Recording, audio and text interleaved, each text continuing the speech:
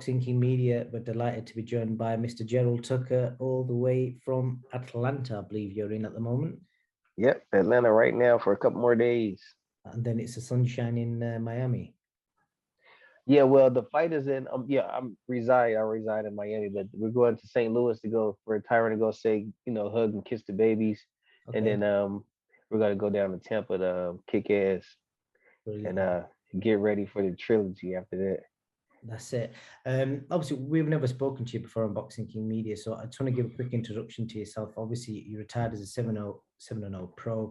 You've got a great amateur pedigree behind you. You had a long break from boxing. You're back into it again now. You've trained in the recent history, Adrien Broner, Floyd Mayweather against Logan Paul, and you're currently training TYRON Woodley, and I believe Clarissa Shields, I've just noticed on your Instagram profile. Is that something new or? Yeah, that's brand new. I'm very happy to and proud to be able to say that I'm a part of Team Quote. So I'll be assisting Clarissa besides John David Jackson in her next fight. Well, in her next fights.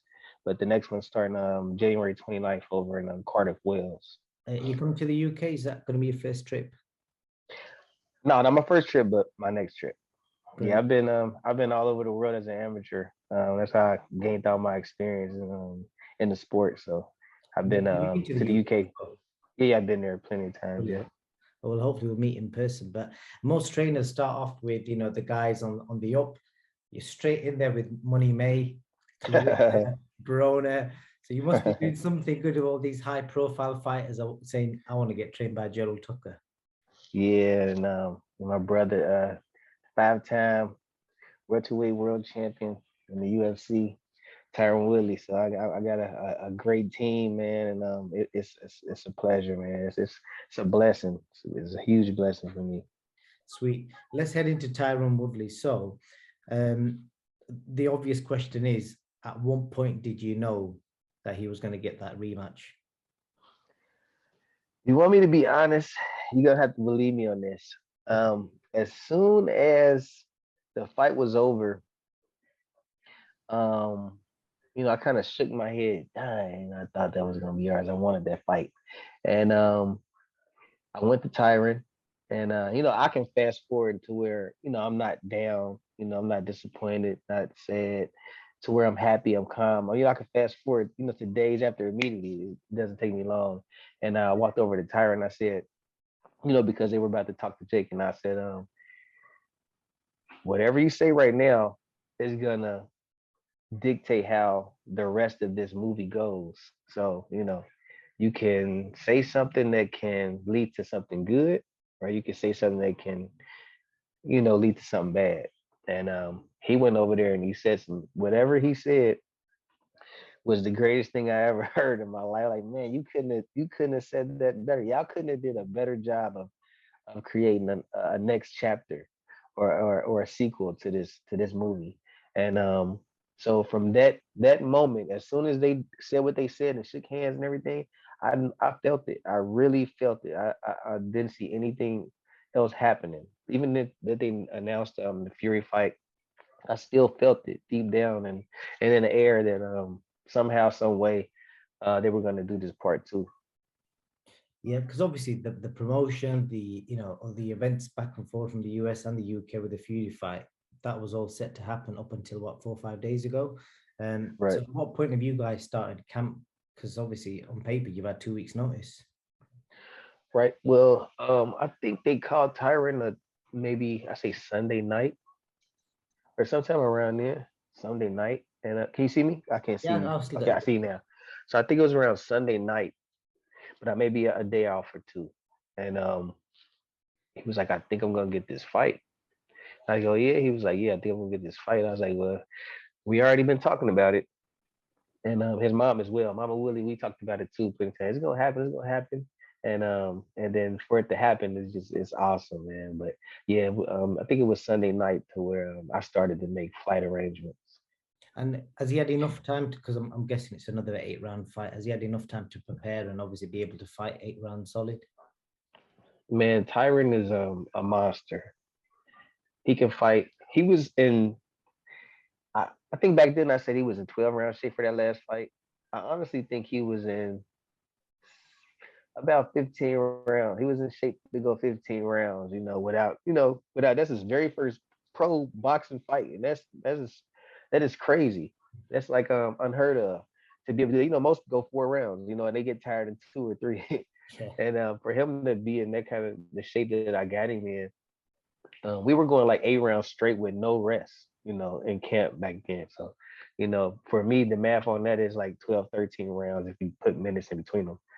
But yeah, he's in great shape, and he's gonna get in even more shape as every single day passes. And we just did 8 the other day, looked great, didn't get tired, so we're not worried about conditioning at all. And We're obviously, worried about getting this guy out of the ring.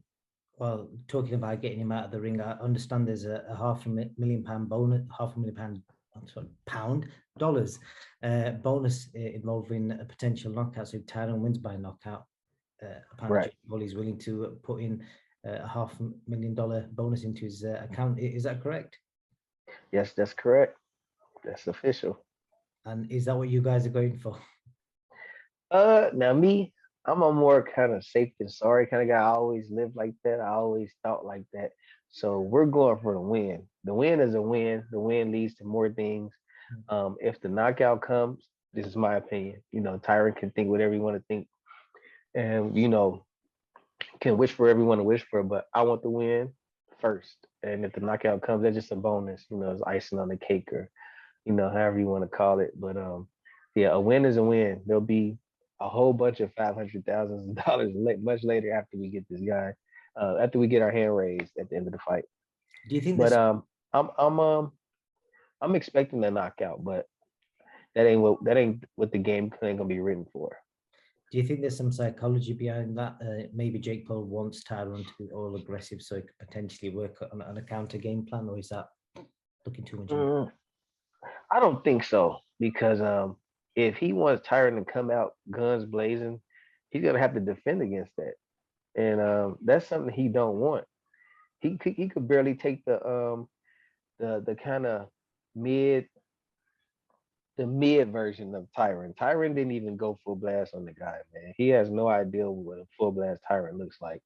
I do. I see him in the gym, and I have to calm him down, and we have to apologize to sparring partners, and we have to send people home. So he have no idea about what the full blast Tyron can do. And so that I don't think it's like a psychology thing. I think it's just a way to I guess pull more people into, just make it sound more interesting for people to pay attention to the fight, because he doesn't want Tyron to come gun blazing. That's that at all. I know that's not true. And then just moving on to the Paul brothers, do you think, obviously they have their own critics, but do you think what they've brought to the boxing game is positive, because they've brought a lot of eyes to the sport, and obviously your guys in a big fight, pay-per-view? My opinion, yes, they're great for boxing. My opinion, And obviously, yeah, very very good for boxing. what do you think of the potential of Logan Paul fighting Mike Tyson in an exhibition? Because there's talk of that. I don't know if that's happening, like, unless you've heard anything.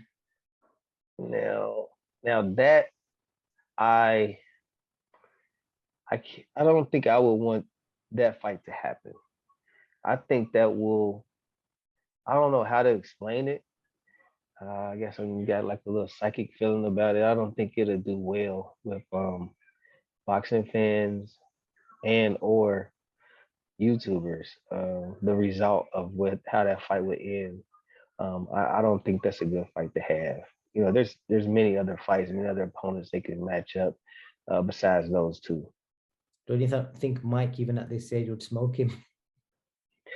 Um, I don't even want to say. I don't even want to say. I don't like to even think about that matchup. Yeah. I don't know if it's because of my love for Mike or respect for Logan as a person, but um, I just don't even like to think about that matchup, honestly. Okay, well, not quickly move on to one of my favorite fighters of recent times. I think you're going to know what I'm going to say. The Problem, Adrien Broner. Have you been in My contact little with him? brother. I know, man. We talk every day, a few times a day. Where's he at, man? What position is he in at the moment? Right now, he is in Cincinnati, Ohio. He just made a huge what's the word? I went to high school and did some college, but sometimes I'd be at a loss for words. I'm trying to think of the word. He just had he just hit a huge milestone, a positive milestone in his life where he quit drinking forever. So I'm very proud of him. I look forward to his future in the sport. He called me a few days after I got here, and he said I'm about to be on my way to Miami to train and to get everything back on the road and become a 5-time world champion in the sport of boxing. So and I believe him. Honestly, believe him. I hope so too. I know you had like a short camp a few months ago. You know, what ended that? Oh well, I went to Cincinnati. He told me he was ready to get back in the gym. And he was. He stopped drinking. He got back into the gym, and for a week straight, I trained him, and I was trying to get him to come with me. You know, I didn't want to go up there and stay up there. Cincinnati is my hometown. I have a great love for it, but I have too many what's the word?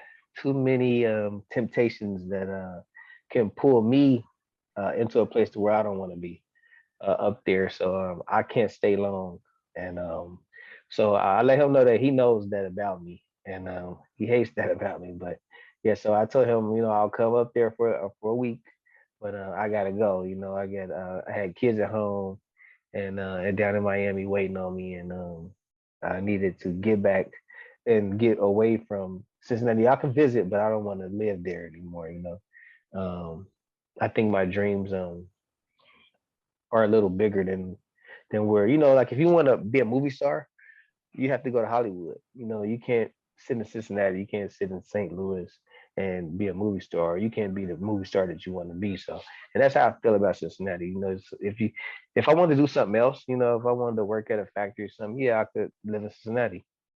But I think it's not big enough for my dreams. And so I told him to come on down with me, and he wasn't ready at that time to come down with me, but now he is. So we're gonna get back in camp and do the same thing we did last time, get some wins, get on the streak, and then give him back to a title. You know, from the UK, I know Eddie Hearn's mentioned Broner's name quite a few times for Conor Benn, who's fighting on Saturday against Algieri. Is that something that appeals to him, a Conor Benn fight straight away, or would he want to build up fight? No, we never talked about any certain opponents.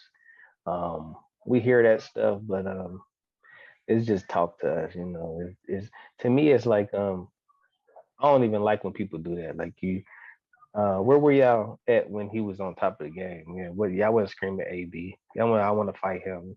No, y'all didn't even know his. Y'all didn't want to. Y'all act like I didn't know his name, but y'all knew who he was. So I don't. We don't pay attention to stuff like that. It's see through. You know, it's all cat. He get in shape. He start knocking people off, knocking people down, snatching titles up. All those same guys that screaming his name right now, they're gonna be quiet. Thank you. And just a last question on the British heavyweight scene, which, you know, fans like to hear different opinions from people around the world, especially with somebody with your experience. Do you see anybody in this current era beating Tyson Fury? And what's your thoughts on the Fury Dillian Whyte fight, which looks like it's happening next? Um, I honestly think Tyson Fury has the style to beat all of those guys. I think that Wilder still, even though they you know they fought so many times and he lost a couple, um, he still can beat him. He still has a chance, a puncher's chance to beat him. He still can change his game plan and beat him. Um, AJ has a chance at beating him, but um, Tyson Fury is so he has such a I don't give a fuck style that it plays so well for him with his advantages, his attributes, and that it's gonna make it hard for anybody to beat him. And he's great. He's skillful. He doesn't care. He's elusive. He has fun in there. It's not as stressful for him as it is for other fighters, you know, outside looking in. So he's a great heavyweight champion, and he's just put together well with all some of those things I just named, and it's working for him. And but in the heavyweight division, you know, there's always a puncher's chance, even by guys who don't even have the same amount of skills, you know, as the guys at the top. You know, there's always a puncher's chance. But so I see him reigning for a while. I think he'll beat How do you pronounce it? Usyk or Uh, Usyk? I still don't know, to be honest with you. I just say Usyk. Usyk. Okay, yeah. I respect him as a fighter. Truly, I just never knew how to pronounce the name. But yeah, he's. I don't think that he can beat Tyson. Um, I think he's too small. Maybe if he had a little more time to grow into the division, he could give him some problems. But Tyson is he just don't care. He's gonna fight whoever, and he's gonna fight him how he wants to fight him, and it's just hard to beat those attributes and that demeanor that he has in the ring. So I even the best heavyweights, name them, it's gonna be hard for them to beat him. You've got a similar challenge coming up, and Clarissa eventually fights Savannah Marshall, and Savannah's had a similar schooling, under the Fury family. So hopefully you'll get to see firsthand what it's like fighting that sort of style. Oh yeah, well she doesn't really fight like them. I don't see too many similarities.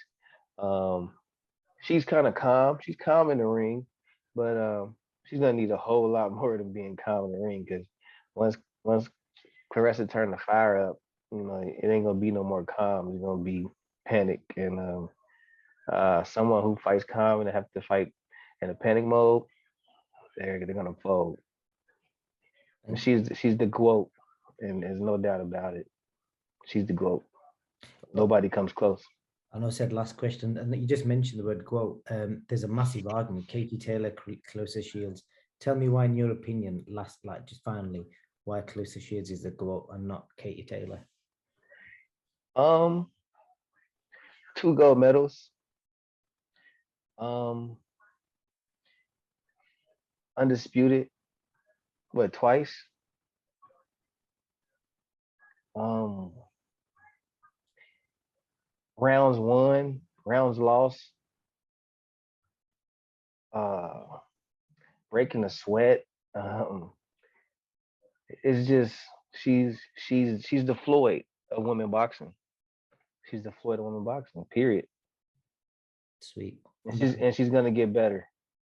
She ain't gonna do nothing but get better, and that's the scary part about it. On that note, I look forward to hopefully meeting you face to face in Cardiff next year. I wish you all the best next week, and let's see if your man can turn the tables. Here we go. Pay attention, man. It's gonna be a trilogy. Yeah, it's gonna be a trilogy, man. It's gonna Joe, be a huge 2022. Yeah, not a problem. Gerald, Tucker, thank you so much for your time. I'm glad we finally managed to get this done. Thank you, brother. Appreciate you for even considering me. Thank you. Stay in touch. Peace out. I'll see you soon, brother. Take care.